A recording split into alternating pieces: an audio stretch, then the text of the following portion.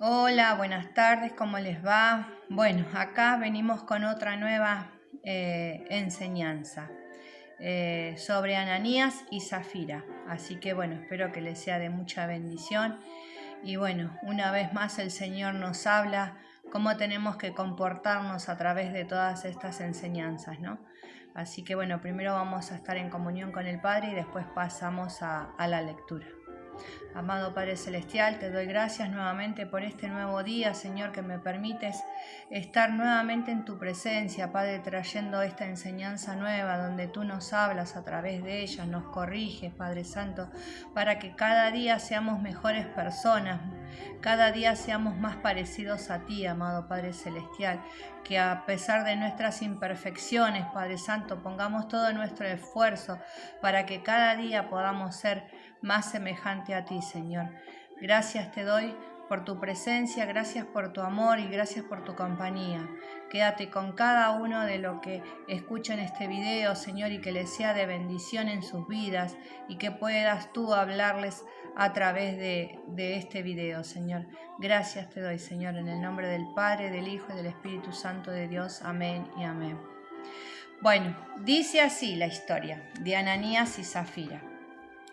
Al comienzo de Hechos de los Apóstoles se nos narra cómo estos fueron llenos del Espíritu Santo, Hechos 2. Y Pedro predicó su primer sermón a miles de personas que habían venido de muchos lugares diferentes para celebrar el día de Pentecostés. Tal fue la bendición e unción del Espíritu sobre él que aquel día 3.000 personas fueron alcanzadas por la gracia y salvación de Dios. La iglesia en Jerusalén crecía cada día en número y en santidad, pero Lucas nos muestra la realidad de una iglesia que no era todo rectitud y bondad, como a veces podemos pensar de la iglesia primitiva. Era una iglesia llena de pecadores, pero que habían sido arrepentidos y salvados por la obra de Cristo en la cruz. Los versículos anteriores de Hechos 5, que es el pasaje que nos interesa, nos dice que la multitud de los creyentes eran de un solo corazón y un alma. Hechos 4:32. No había necesitados porque muchos creyentes vendían sus posesiones o casas voluntariamente. Esto es importante de tener en cuenta, nadie obligaba a nadie a hacerlo. Lo traían a los apóstoles para repartirlo a los más necesitados. Entre esos cristianos generosos se encontraba José, o como más se conoce con su sobrenombre, Bernabé, que traducido es hijo de consolación. Este vendió una heredad que tenía y trajo el precio a los apóstoles para que lo repartieran con los más necesitados. En esta misma iglesia de Jerusalén había un matrimonio de creyentes que se llamaban Ananías y Zafira, y aquí es donde comienza nuestra historia. El engaño de Zafira. Justo después de la donación que hizo Bernabé para los necesitados, empieza el capítulo 5 de Hechos con un pero, lo que implica que va a haber un contraste entre lo que hizo Bernabé y lo que hicieron Ananías y Zafira. No podemos separar al matrimonio porque los dos van juntos y planean hacer lo que van a hacer juntos. En ningún otro lugar de la Biblia se nos habla de Ananías y Zafira. No sabemos nada de su familia, o si tenían hijos, o a qué se dedicaban, o cuántas posesiones tenían.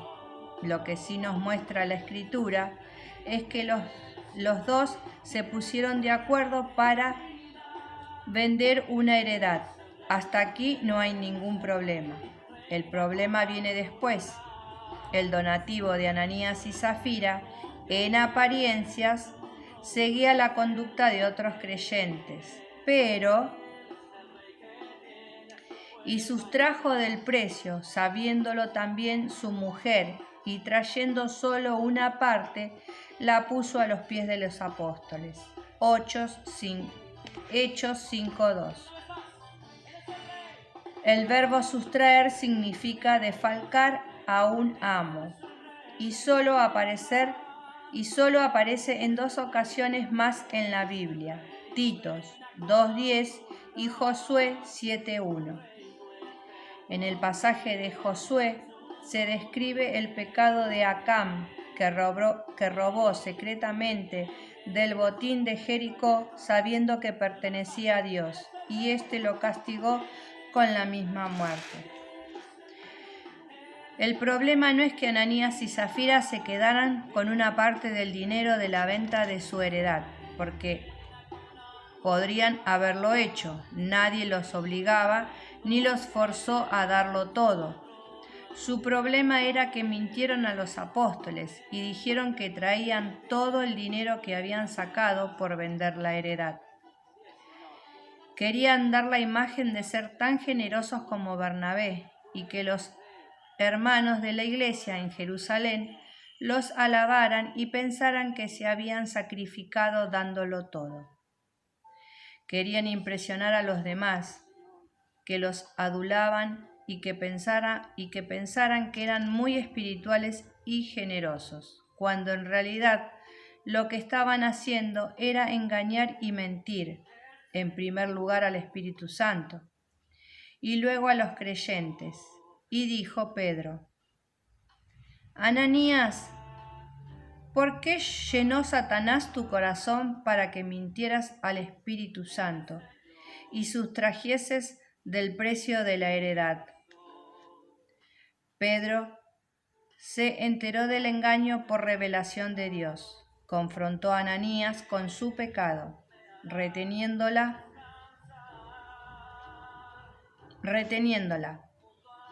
¿No se te ha quedado a ti? Y vendida, ¿no estabas en tu poder? ¿Por qué pusiste esto en tu corazón? No has mentido a los hombres, sino a Dios.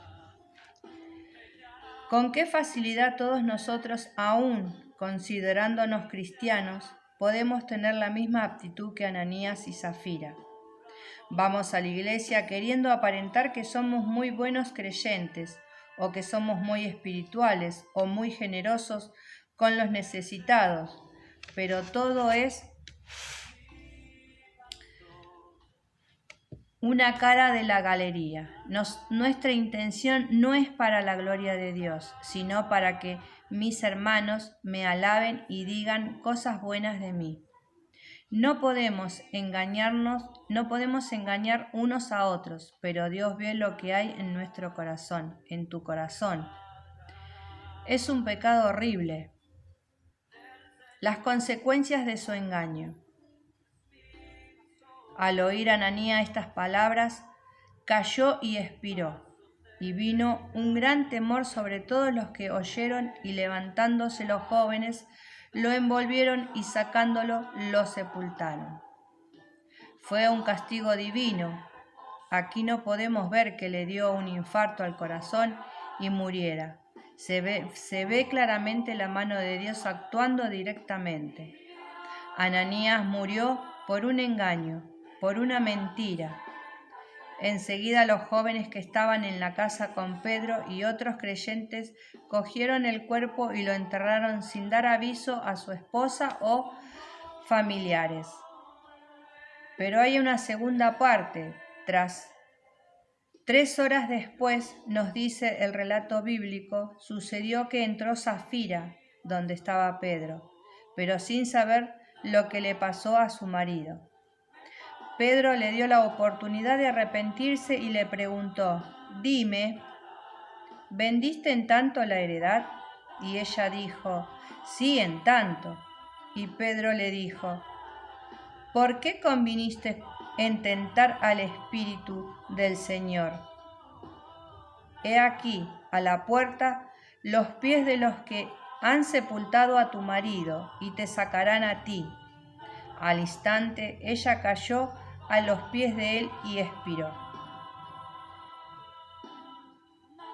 Y cuando entraron los jóvenes, la hallaron muerta, y la sacaron y la sepultaron junto a su marido, y vino gran temor sobre toda la iglesia y sobre todos los que oyeron estas cosas. Safira, habiéndose puesto de acuerdo con su marido en cuanto a lo del dinero, mintió a Pedro sin temblarle la voz. Ella ni sospechaba lo que le iba a acarrear esa mentira. Si por un instante se hubiese arrepentido, se hubiera dado cuenta de que esa actitud pecaminosa no agrada a Dios. Se le hubiera dicho a Pedro toda la verdad, el final de esta historia sería otra muy distinta, pero no fue así. Fue no solo cómplice de su marido, sino autora de este engaño y mentira a Dios, a la iglesia en Jerusalén. Las consecuencias de seguir en este engaño fue su propia muerte, como la de su marido. Al instante cayó muerta, la enterraron junto a Ananías. Yo me pregunto, ¿Ananías y Safira eran creyentes? Creo que hay un ejemplo en las Escrituras que nos puede dar luz para responder a estas preguntas. En 1 Corintios 11, del 27 al 32, se da el caso de que había creyentes verdaderos en la iglesia en Corintios, pero es que estaban tomando la cena del Señor de manera indigna. Y Dios mismo los castiga con enfermedades, debilidades e incluso la muerte. Pero en el verso 32 es la clave. Estos creyentes fueron juzgados y castigados por el Señor, para no ser condenados con el mundo. Por lo tanto, me atrevo a decir que Ananías y Safira eran creyentes genuinos, que pecaron mintiendo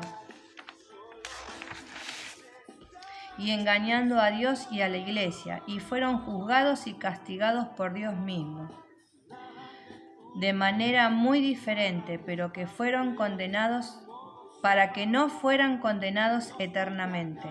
Juzgados sí, castigados sí, pero no condenados. Hay muchas personas que le dan importancia a la mentira e incluso la justifican en circunstancias llamándolas mentiras piadosas. Pero lo triste no es que el mundo, los que no conocen a Dios, tengan ese concepto. Lo más terrible es que un verdadero hijo de Dios pueda pensar que alguna mentira no hace mal a nadie ni es tan importante. Esta historia de Ananías y Safira está en la Biblia para todos nosotros, y lo que nos enseña es que la mentira es aborrecible a Dios. Y si Dios actuara de la misma manera en nuestra iglesia, me pregunto, ¿quién quedaría con vida? Gracias a su gran misericordia, no nos trata con justicia como lo mereceríamos, sino con gracia a través de su Hijo Jesucristo. Él es el único que nos puede limpiar de nuestros pecados. Por medio de Él somos justificados para con Dios. Todo el que oye estas cosas reconoció la mano de Dios actuando en la iglesia.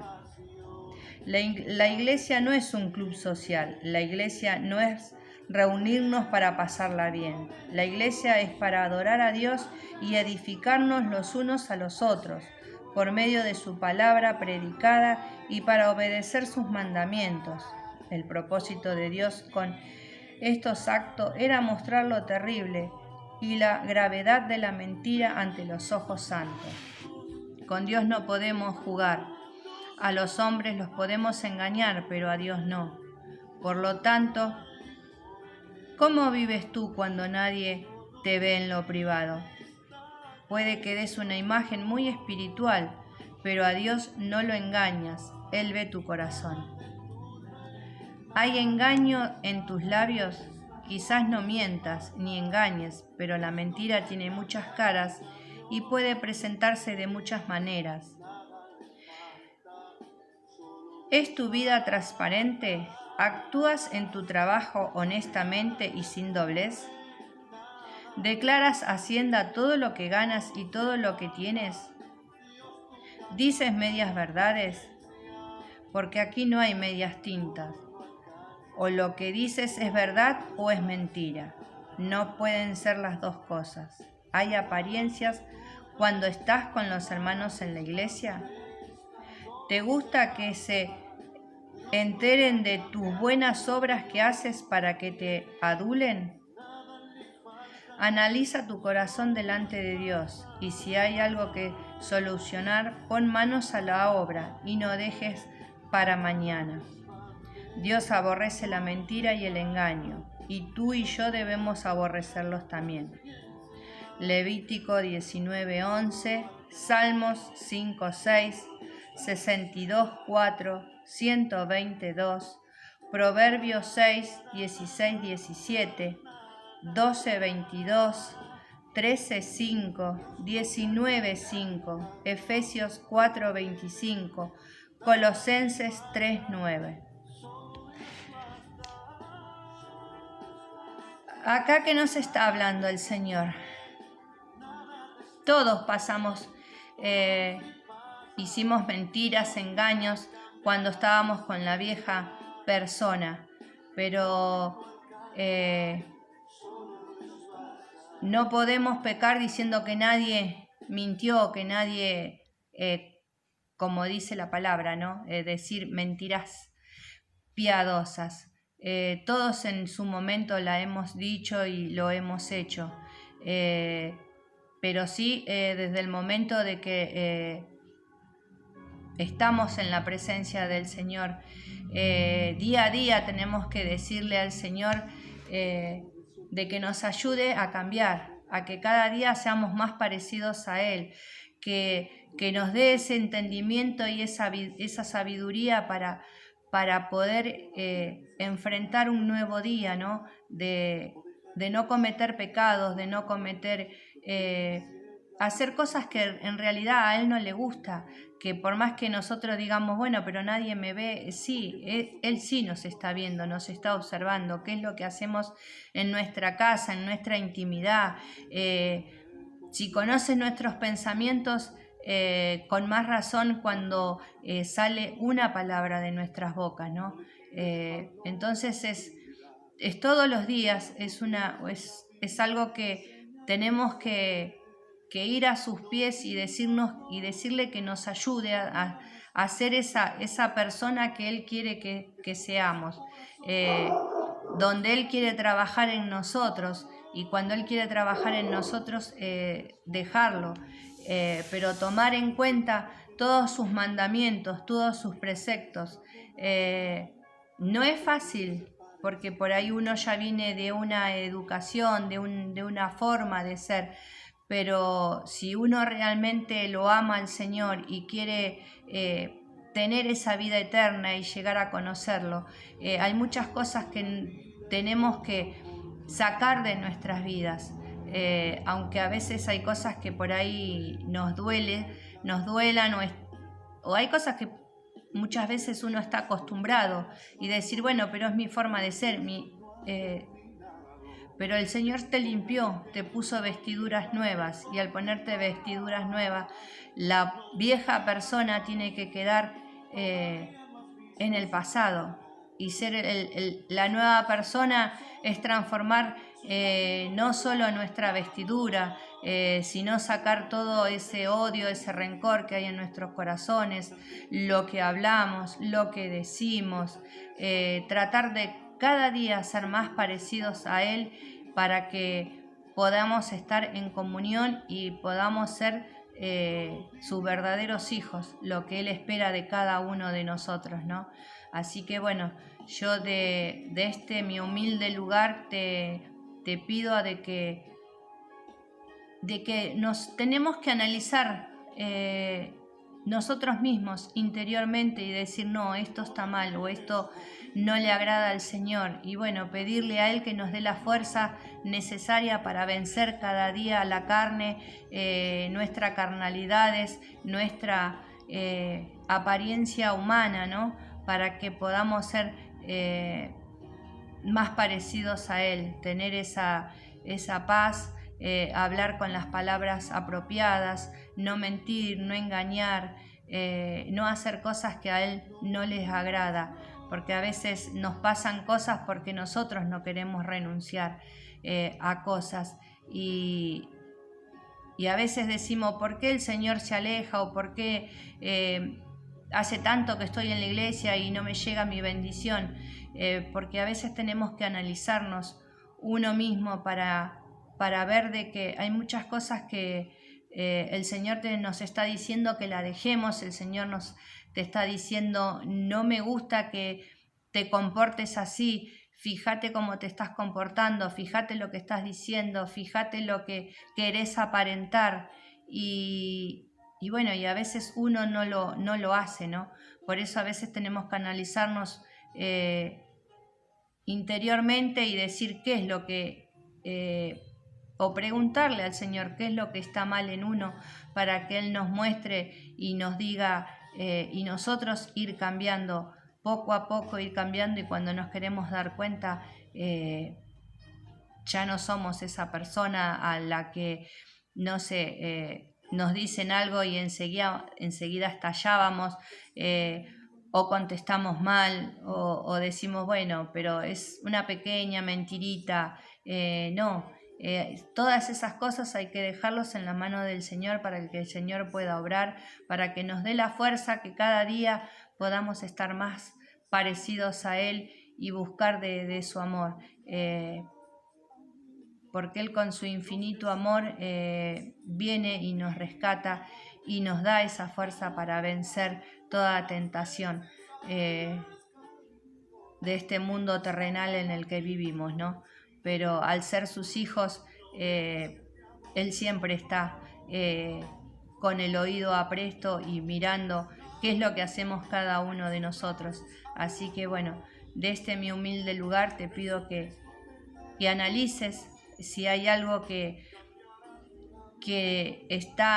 no está de acuerdo con la voluntad del Señor, que le pidas que te dé fuerza para salir adelante, para vencerlo, para no ser más así, que querés ser esa persona que cada día nos parezcamos más a Él. Así que bueno, espero que te sea de mucha bendición y bueno, ya pronto voy a subir otra enseñanza donde nos habla el Señor, ¿no? Muchas veces nos habla, nos corrige, nos dice cómo tenemos que comportarnos. Así que bueno, espero que te sea de mucha bendición y ya pronto vamos a buscar otra enseñanza para compartirlo con todos ustedes. Los dejo con la paz del Señor y bueno, así que les mando un fuerte abrazo y que Dios los bendiga.